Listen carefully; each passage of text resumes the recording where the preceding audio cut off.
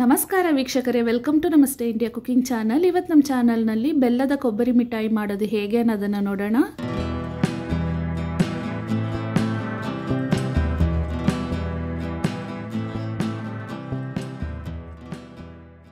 ಎರಡು ಮೀಡಿಯಂ ಸೈಜ್ನ ತೆಂಗಿನಕಾಯಿಯನ್ನು ತಗೊಂಡಿದ್ದೀನಿ.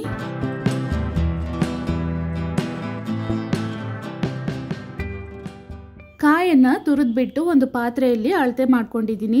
ಒಂದು ಬೌಲ್ ತೆಂಗಿನಕಾಯಿಗೆ ಅರ್ಧ ಬೌಲ್ನಷ್ಟು ಬೆಲ್ಲವನ್ನ ತಗೊಂಡಿದ್ದೀನಿ. ಅಂದ್ರೆ 2 ತೆಂಗಿನಕಾಯಿಗೆ 450 ಗ್ರಾಮ್ ಅಷ್ಟು ಬೆಲ್ಲ ಬೇಕಾಗತ್ತೆ. ಒಂದು ಪಾತ್ರೆಯಲ್ಲಿ ಬೆಲ್ಲವನ್ನ ಹಾಕ್ತಾ ಇದ್ದೀನಿ. ಸ್ವಲ್ಪ ನೀರನ್ನ ಹಾಕಿ ಬೆಲ್ಲ ಪೂರ್ತಿಯಾಗಿ ಕರಗೋವರೆಗೂ ಕಾಯಿಸ್ಕೊಬೇಕು.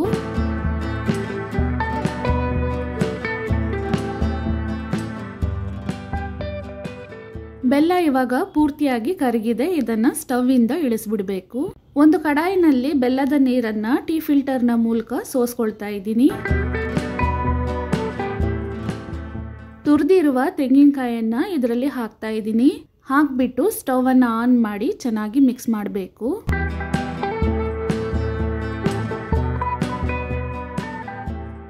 ತೆಂಗಿನಕಾಯಿ ಬೆಲ್ಲದ ನೀರನ್ನ ಪೂರ್ತಿಯಾಗಿ ಹೀರ್ಕೊಂಡು ಗಟ್ಟಿಯಾಗೋವರೆಗೂ ಇದನ್ನ ಬಾಡಿಸ್ತಿರ್ಬೇಕು.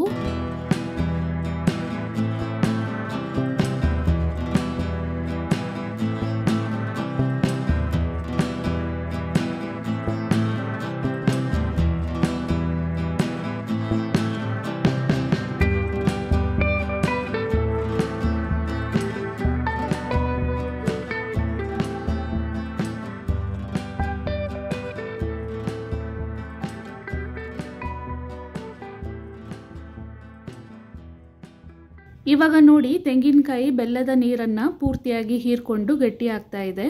ಬೆಲ್ಲ ಪಾಕ ಆಗಿ ತೆಂಗಿನಕಾಯಿ ಜೊತೆಗೆ ಚೆನ್ನಾಗಿ ಕೂಡ್ಕೊಬೇಕು. ಅಲ್ಲಿವರೆಗೂ ಬಾಡಿಸ್ತಿರ್ಬೇಕು.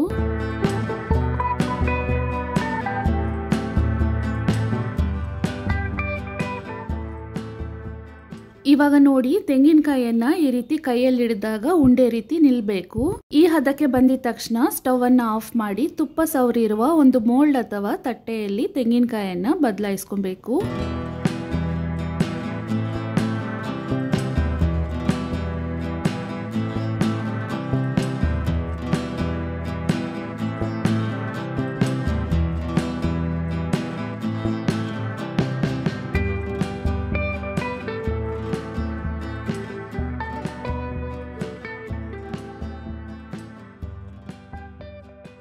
ಒಂದು ಕಪ್ನ ತಳಭಾಗದಲ್ಲಿ ತುಪ್ಪವನ್ನ ಸವರ್ಕೊಳ್ತಾ ಇದ್ದೀನಿ.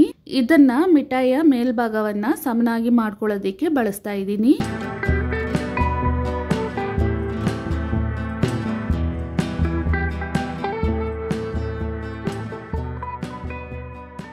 ಕೊಬ್ಬರಿ ಮಿಠಾಯಿಯನ್ನ ಮೋಲ್ಡ್ನಲ್ಲಿ ಹಾಕಿ ಸಮನಾಗಿ ಮಾಡಾಗಿದೆ. ಇದನ್ನ ಪೂರ್ತಿಯಾಗಿ ತಣ್ಣಕ್ ಮಾಡ್ಕೊಬೇಕು. ತಣ್ಣಕ್ಕಾದ್ಮೇಲೆ ನಮ್ಗೆ ಯಾವ ಸೈಜ್ನಲ್ಲಿ ಬೇಕೋ ಆ ರೀತಿ ಕಟ್ ಮಾಡ್ಕೊಬಹುದು. ತೆಂಗಿನಕಾಯಿ ಮತ್ತು ಬೆಲ್ಲ 2 ವಸ್ತುಗಳಿದ್ರೆ ಸಾಕು, ತುಂಬಾನೇ ರುಚಿಯಾದ ಕೊಬ್ಬರಿ ಮಿಠಾಯಿಯನ್ನ ತಯಾರಿಸಬಹುದು.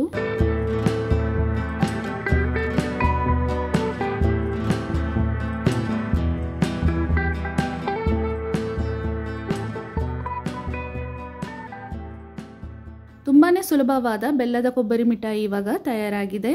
ವೀಕ್ಷಕರೇ, ಈ ವಿಡಿಯೋ ನಿಮಗೆ ಇಷ್ಟ ಆಗಿದ್ದರೆ ನಮ್ಮ ಚಾನಲ್ ಅನ್ನ ಲೈಕ್ ಮಾಡಿ, ಸಬ್ಸ್ಕ್ರೈಬ್ ಮಾಡೋದನ್ನ ಮರೆಯಬೇಡಿ. ಧನ್ಯವಾದಗಳು.